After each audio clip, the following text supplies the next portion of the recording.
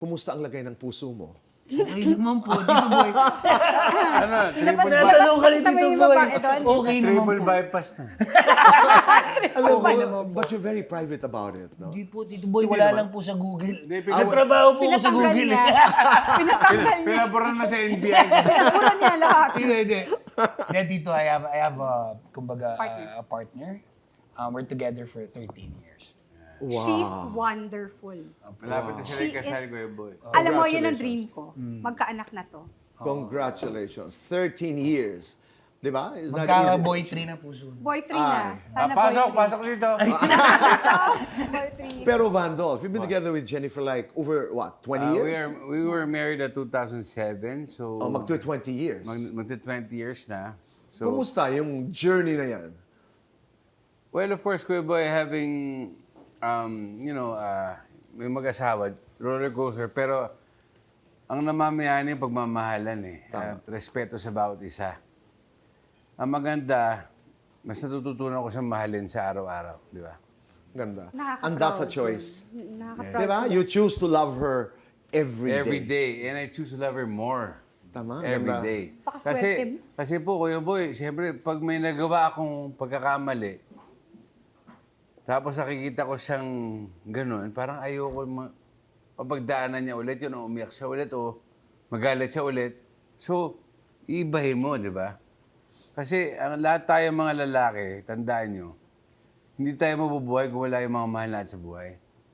Kumaga, yan ang powers natin. Ako, hirap ako magtrabaho sa city council. I was councilor for 9 years, Kuya Boy.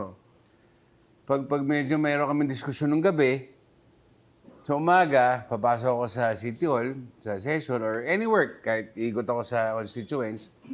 Ang hirap ng mundo ko kasi mas iniisip ko siya kung paano ako babawi. That's love. That's lang. Yes. So, pero ngayon, God gave us 2 kids, Vito and Kira. Kumaga, Vito kasi nag-aartista na, he's in Viva. And si Kira medyo, outside the camera, more on schools and music.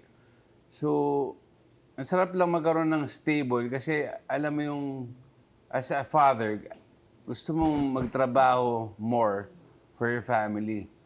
Kasi sabi ko, dinadasal ko nga lagi ko para sa mga anak ko.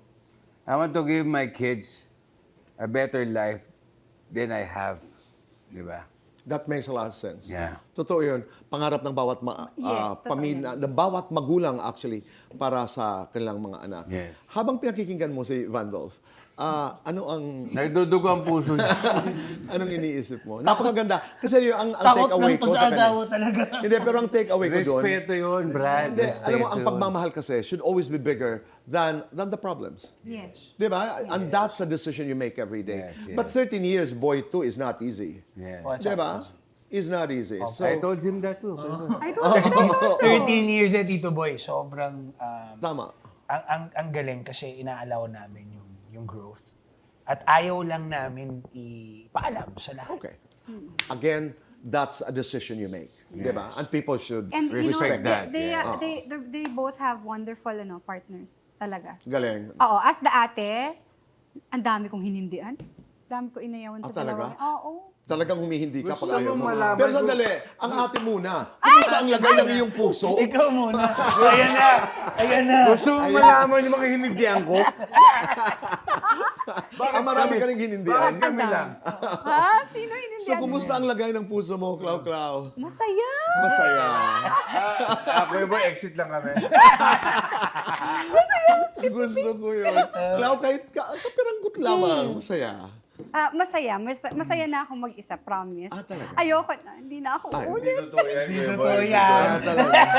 Grabe kayo mga You're not in a relationship. Kinda.